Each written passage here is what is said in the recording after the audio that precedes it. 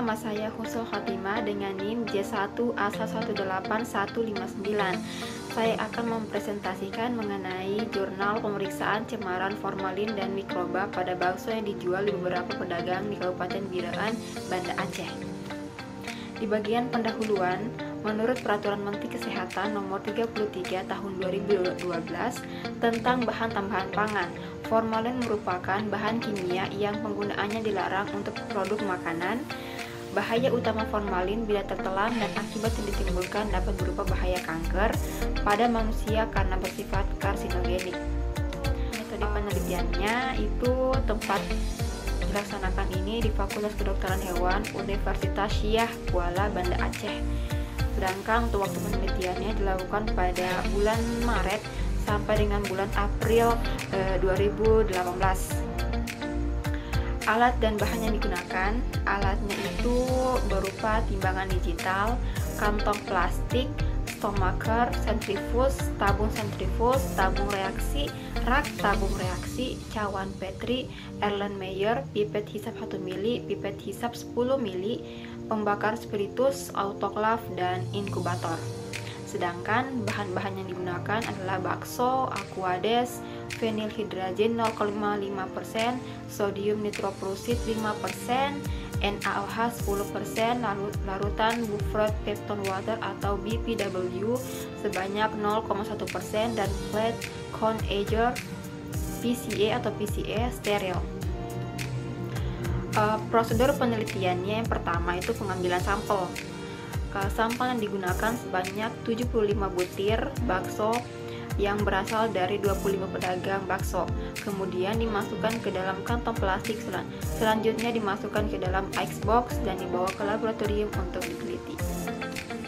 Yang kedua, sampel ditimbang sebanyak 10 gram, kemudian sampel dimasukkan ke dalam kantong plastik dan ditambahkan 20 ml aquades, lalu dimasukkan ke dalam stomacher selama 2 menit. Cairan supernatan diambil sebanyak 10 ml dan dimasukkan ke dalam tabung reaksi. Ditambahkan 3 tetes larutan fenilhydragen 0,5%, 2 tetes larutan sodium nitroprusid 5%, dan 3 tetes NaOH 10%. Yang ketiga itu pemeriksaan cemaran mikrobiologi. Dinyalakan pembakar spiritus, sampel ditimbang sebanyak 5 gram, dimasukkan ke dalam kantong plastik steril, kemudian ditambahkan larutan BPW 45 ml ke dalam kantong plastik yang berisi sampel, lalu dimasukkan ke dalam stomacher selama 2 menit. Setelah membeku, dimasukkan ke dalam inkubator pada suhu 37 derajat dengan posisi terbalik. Diamati hasilnya setelah 24 jam menggunakan alat colony counter. Menuju ke hasil dan pembahasan. Untuk formalin, berdasarkan hasil penelitian bahwa sampel bakso dari 5 pedagang bakso positif tercemar formalin. Hasil penelitian mengungkapkan bahwa bakso yang mengandung formalin warnanya terlihat lebih pucat dibandingkan dengan bakso yang tidak mengandung formalin.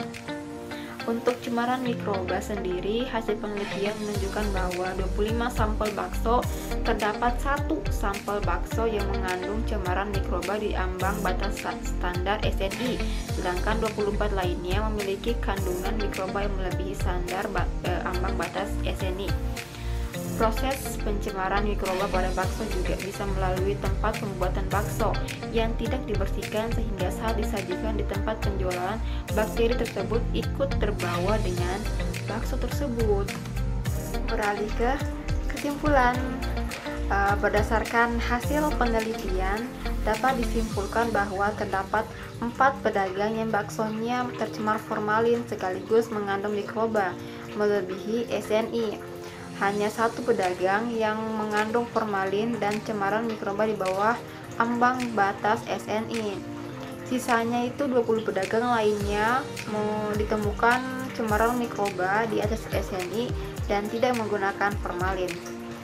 Itulah dia presentasi dari saya, lebih dan kurangnya mohon dimaafkan. Saya akhiri dengan ucapan wabillahi taufiq wal hidayah. Wassalamualaikum warahmatullahi wabarakatuh.